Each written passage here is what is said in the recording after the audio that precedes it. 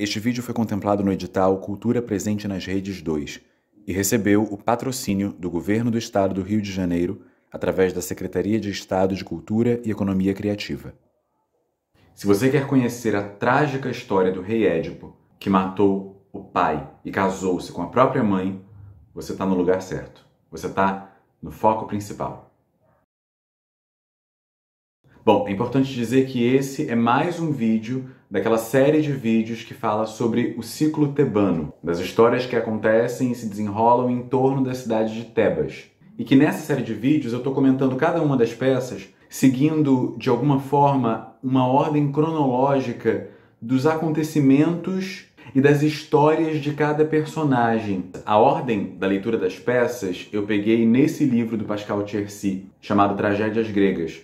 Aliás, esse livro é ótimo, porque ele conta especificamente a história de cada tragédia, seguindo esse desenrolar da mitologia. Eu deixei o link para ele aqui embaixo, se você quiser conhecer mais sobre cada uma das peças.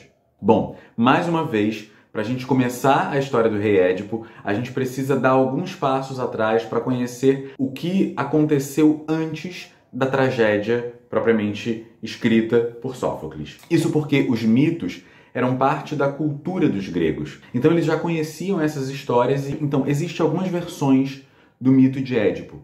Nesse vídeo eu estou usando o Dicionário de Mitologia Grega e Romana do Pierre Grimald como referência. Na tradição seguida por Sófocles, um oráculo teria dito a Jocasta que o filho dela mataria o próprio pai. Mas mesmo assim, Laio, rei de Tebas, teve um filho com Jocasta. Para evitar que o oráculo se cumprisse, Laio expôs Édipo, ainda recém-nascido, furou os pés dele e amarrou, trespassou uma correia pelos pés dele. Daí que vem o nome de Édipo, significa dos pés inchados. Laio então entrega o menino a um dos seus servos e ordena que leve o menino até uma montanha e deixe ele lá para morrer. Mas o servo tem piedade da criança e acaba entregando Édipo a um camponês na cidade de Corinto. Esse camponês, esse pastor de ovelhas, por sua vez, entrega Édipo ao rei Pólibo, o rei da cidade de Corinto, que não tinha filhos e que há muito tempo queria ter um filho e acaba se tornando o pai adotivo de Édipo. Bom, o tempo passa, Édipo cresce na cidade de Corinto, filho do rei Pólibo e da rainha Mérope, sem saber que é um filho adotivo. A muitos quilômetros dali, na porta da cidade de Tebas, um monstro horrível assola e assombra os moradores de Tebas. A Esfinge. Olha como ela é. Ela tem busto de mulher, corpo de leoa, cauda em forma de serpente, asas de ave, garras de leoa e voz humana.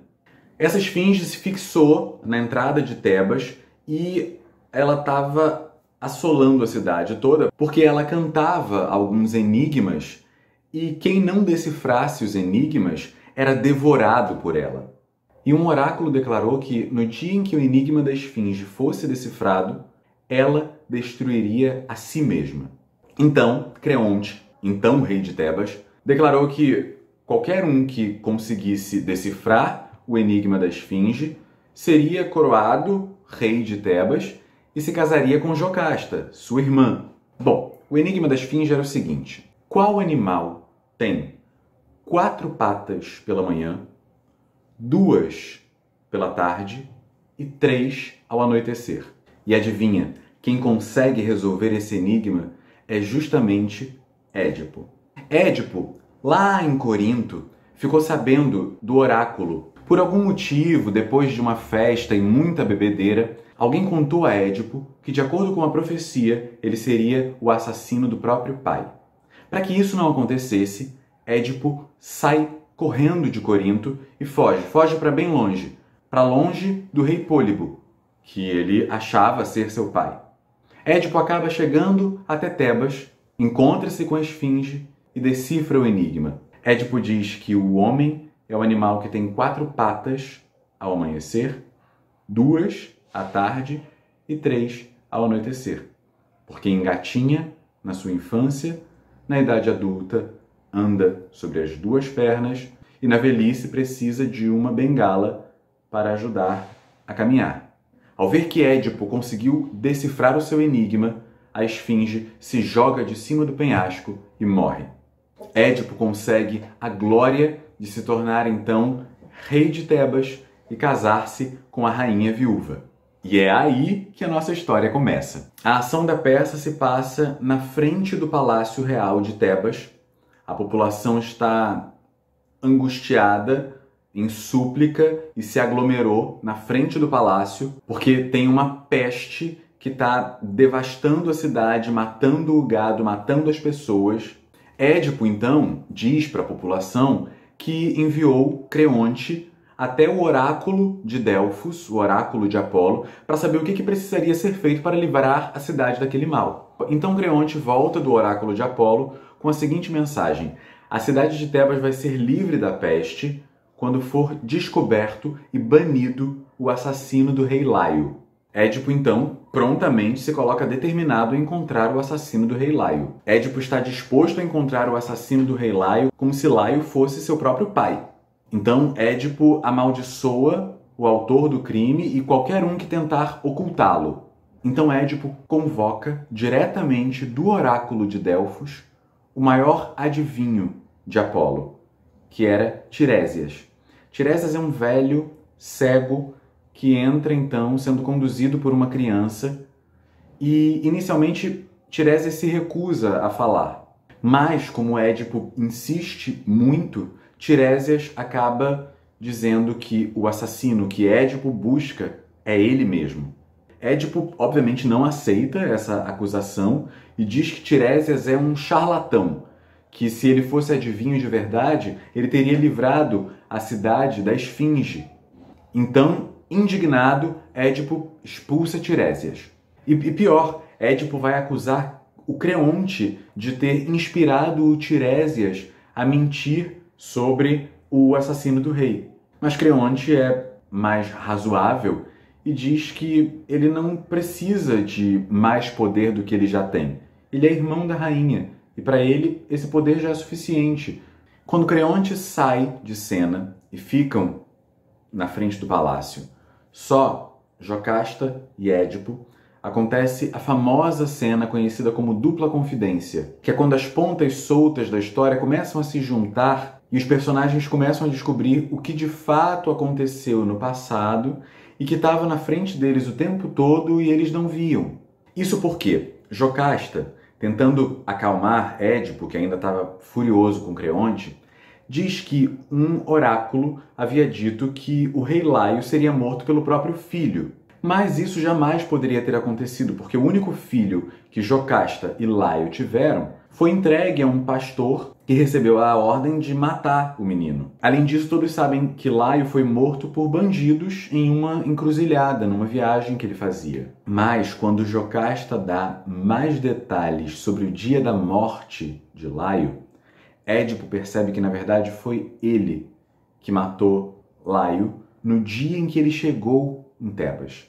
Édipo também diz para Jocasta que ele saiu da cidade de Corinto, que ele acha que é a sua cidade natal, por ter recebido um oráculo que dizia que ele mataria o próprio pai e casaria-se com a própria mãe.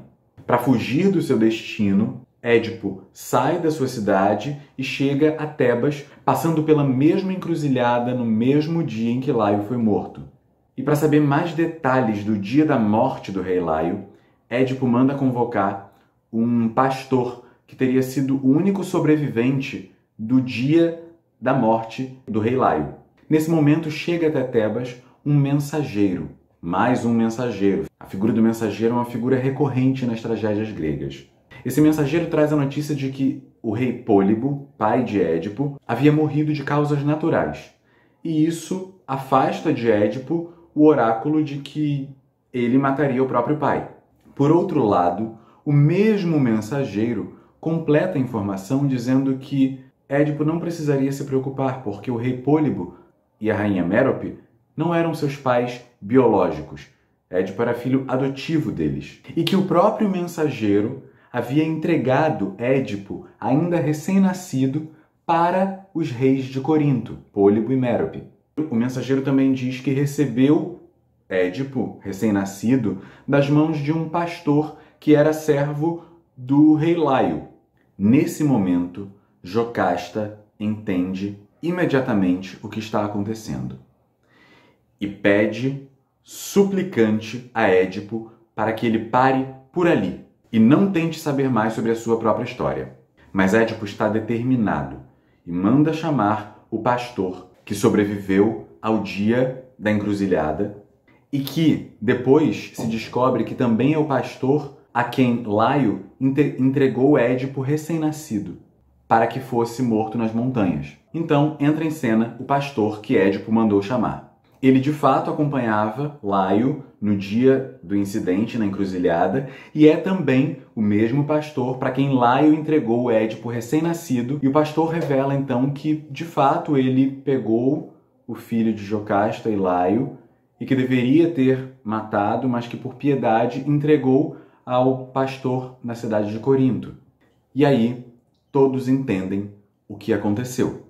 Édipo percebe que era filho adotivo dos reis de Corinto, que na sua intenção de fugir do seu destino em Corinto, ele chega até Tebas e no dia da sua chegada ele mata o próprio pai, cumprindo metade da profecia, e logo em seguida, ao derrotar a esfinge, casa-se com a própria mãe e assume o trono de Tebas. No final da peça, entra um mensageiro trazendo a notícia de que Jocasta havia se enforcado dentro do palácio e que Édipo furou os próprios olhos. Édipo aparece na porta do palácio com os olhos ensanguentados e fala longamente sobre os seus infortúnios. Ele pede a Creonte que o mande para terras distantes, mas Creonte diz que vai primeiro consultar os deuses. Édipo pede para tocar as suas filhas uma última vez, e entram em cena então Antígona e Ismene. Édipo pede que Creonte cuide delas. Os seus outros 2 filhos homens, Etéocles e Polinices, não são mencionados e não reencontram o pai. No final da peça, Édipo volta para dentro do palácio e fica à espera da decisão de Creonte sobre o que fará do seu destino. Édipo Rei é a obra que Aristóteles cita como modelo do gênero, e ele define Édipo como a tragédia ideal. Isso explica por que Édipo foi tão estudada e pesquisada e mesmo imitada tanto na Antiguidade Clássica como no neoclassicismo francês. A gente vai percebendo, então, que as peças gregas têm um forte elemento épico, um elemento narrativo muito marcante. Praticamente todas as ações acontecem em função da fala dos personagens. Então os personagens falam: olha quem eu estou vendo chegar, agora vou fazer isso, agora vou fazer aquilo, olha o que você me fez. E aí aparece essa função do mensageiro como algo muito importante. É o mensageiro que coloca em cena as cenas que seriam difíceis de se colocar em cena. Cenas de batalha, cenas de morte. São temas que, se colocados em cena, prejudicariam a verossimilhança, porque a gente sabe que os atores não estão morrendo, de fato. Então a figura do mensageiro que narra essa ação facilita com que isso chegue até o público. Os personagens das tragédias gregas narram tudo o que eles vão fazer, o que eles estão fazendo e o que eles já fizeram. A ação é muito mais narrada do que vivida em cena. Se você se interessou pelo texto e quiser ler, você vai perceber que nessa peça também aparece a figura do corifeu. O corifeu é o representante do coro, é um ator que se destaca do coro e que entra em contato direto, por forma de diálogo, com Édipo. O corifeu, de certa forma, expressa os pensamentos e os sentimentos do coro, que, por sua vez, expressam ou tentam expressar os pensamentos e os sentimentos da coletividade, da própria sociedade grega. Bom, se você gostou desse vídeo e ficou curioso para ler Édipo, eu deixei o link para comprar o livro aqui na descrição. Também deixei o link para esse livro do Pascal Thiercy, que eu usei para analisar todas as peças gregas. Esse é um livro básico para quem quer começar a entender sobre as tragédias gregas. Se você conhece alguma informação sobre Édipo que eu não contei aqui, comenta aqui embaixo que outras pessoas vão poder conhecer também. E se você ficou com alguma dúvida, pode deixar suas perguntas nos comentários aqui também. Muito obrigado se você chegou até aqui e até a próxima. Este vídeo foi contemplado no edital Cultura Presente nas Redes 2. e recebeu o patrocínio do Governo do Estado do Rio de Janeiro através da Secretaria de Estado de Cultura e Economia Criativa.